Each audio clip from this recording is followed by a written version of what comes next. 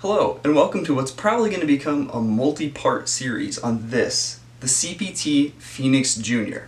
Now, it might look a little bit like a weird DOS PC, but this thing has nothing in common with DOS PCs. This is actually a word processor. Its only job was to act as an electronic typewriter, kind of what Microsoft Word is now. I'm actually borrowing this from one of my friends. It has a little problem he's asked me to look into, and we'll get into that in a bit. But before we get into that, we have to talk about how rare this thing is. Now, this is probably the fourth or fifth one that we've seen pictures of online, and this is probably going to be the most in-depth anyone's ever went and looked into this. It's a pretty weird machine, so there's definitely a lot to cover. Now, the story of this machine actually starts all the way back in 1971. CPT created the 4200, which is essentially just an IBM Selectric with a tape drive grafted onto it. The idea was that you could type out your letter, paper, whatever, in real time, save it to the tape, and then rewind the tape and make corrections in any edits you would need. In 1976, CPT came out with the CPT 8000, which featured a vertical CRT, two 8-inch disk drives, and an Intel 8080 processor. They even ported CP/M to it, so I think word processing was kind of beneath these machines. After the 8000 came the CPT Phoenix, which was a multi-processor system featuring both an Intel 8085 and an 8086 CPU. The 8086 is a fancy version of the 8088 that was stuck into IBM's PCs. Now, given the fact that this is the Phoenix Jr., you might think that they're related. And the answer is they're absolutely not. They just called this the Phoenix Jr. for whatever reason. Inside of this thing is a Z80 processor clocked at 4 MHz and 256K of RAM. Now, we think that RAM is where the issue is with this machine, but we'll get to that later. What's interesting though is the Z80 only has a 64K address space, so they're either doing some crazy bank shenanigans, some of the memory is used by the custom video board in here, or both. Let's crack it open and take a closer look. Now, before we get too far into this, let's just first go over the external appearance of this thing. This is actually entirely steel. Both the front panel, top panel, bottom, back, all steel. All coated in this paint thing. You can see it's flaking away a little bit there. The front, you see two drive bays. Kind of looks like the IBM 5150, the IBM PC. Kind of got that aesthetic a little bit. I think that's what they were going for, but I'm not entirely sure. This is a 3.5-inch disk drive, which is pretty notable because these were not really common in 1981, if that's truly when this came out. Flipping it around here, on the side you got a power switch, reset, and a fan. Not that it particularly needs the fan, but it has it. On the back of this unit we've got power, we got a SASE port, which is like SCSI, but older and weirder. We got a printer port. This might be just a standard Centronics parallel port. I really don't know. I'd have to take a look at like the actual physical layout of the pins in here, because it's not documented anywhere. We've got a COM port, which might be a standard serial port. It might not be a standard serial port. Then we got the monitor, and the monitor actually plugs directly into this, and the keyboard plugs into the monitor, and the monitor gets its power through this as well. So that's rather interesting. Now I'm gonna start taking these screws off on the back here. Just looks like 5 screws, and then we're in.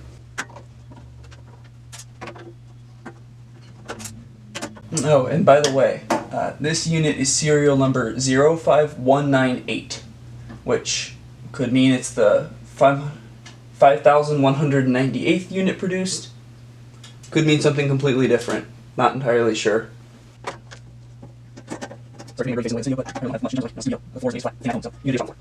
Okay, with that taken out, we can attempt to slide the front cover off the machine. Jeez. It feels easier if you kind of like pull it off like this. So, there we go. I'll lift the front off to reveal some gigantic, massive, giant motherboard in there. Now let me move the camera and we'll get a closer look. Okay, I've gone and swapped lenses, and I've actually just flipped it around so that we can better see it. Now, two things immediately stand out to me. when I look at this motherboard. First off is this card on here, which appears to have RAM on it. The other thing is we got all these baud wires running around, all around the place. So clearly they made some mistakes laying out this board at the factory, or maybe this was just their solution. Maybe they couldn't route those wires. Another thing I notice is all these chips seem to be labeled late 1984, early 1985, which, you know, kind of puts a dent in the 1981 theory, but, you know, this board also does say it's the 12th revision, so it could just be a very late machine. Right here is the Z80 processor. It's a MOSTEC version, 4 MHz, which is probably supplied by this 16 MHz crystal here, and it's going to be divided by some of this glue logic around here.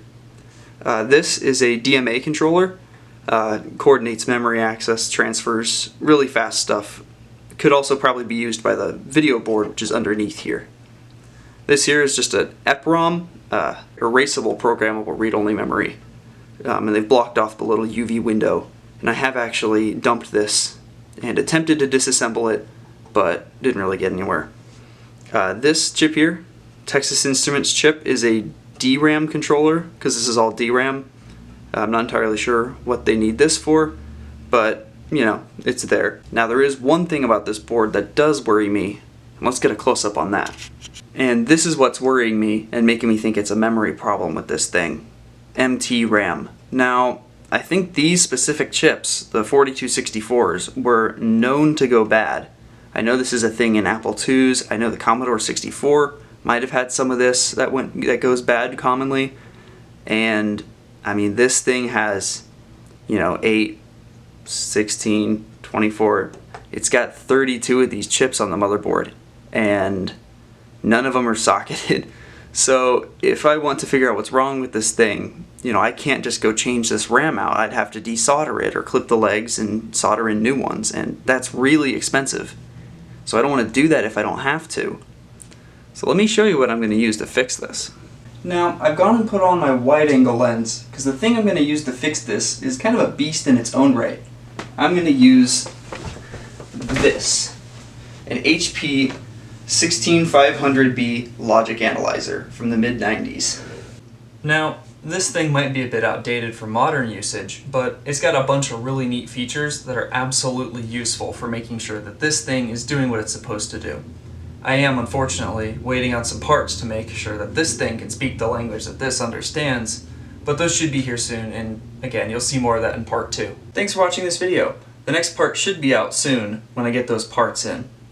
Even if we do fix the RAM though, we're still not out of the woods yet. My friend and I have been unable to find a boot disk for this thing, and it definitely doesn't store any of the program in this ROM.